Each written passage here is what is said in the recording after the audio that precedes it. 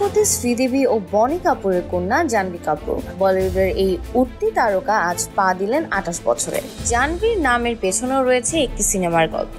শ্রীদেবী ও অনিল কাপুর অভিনীত জনপ্রিয় সিনেমা জুদাইয়ের এক চরিত্রের নাম ছিল জাহ্নবী। সেখান থেকে এই নামের প্রতি ভালোবাসা জন্মায় শ্রীদেবী ও বনি কাপুরের। পরে সেই নামেই তাদের মেয়ের নাম রাখেন তারা। মায়ের ইচ্ছে ছিল জাহ্নবী বড় হয়ে চিকিৎসক হবেন, কিন্তু মায়ের মতোই অভিনয়ের দুনিয়ায় পা রাখার স্বপ্ন দেখেছিলেন জাহ্নবী। এক সাক্ষাৎকারে তিনি বলেছিলেন, আমার পছন্দের মানুষ হতে হবে মেধাবী, যে কাজই করুক তাতে থাকতে হবে প্রবল উৎসাহ। আমি চাই সে এমন একজন হোক যার কাছ থেকে আমি শিখতে পারবো। অবশ্যই তার মধ্যে থাকতে হবে দারুণ হাস্যরস, আর সবচেয়ে বড় কথা আমাকে ভালোবাসতে হবে পুরো মন দিয়ে। জাহ্নবী সম্পর্কে নানা গুঞ্জন শোনা গেলেও তিনি স্পষ্ট জানিয়ে দিয়েছেন গোপনে বিয়ের কোনো পরিকল্পনা নেই তার, আর যখনই বিয়ে করবেন সাজবেন অন্ধ্রপ্রদেশের ঐতিহ্যবাহী সাজে।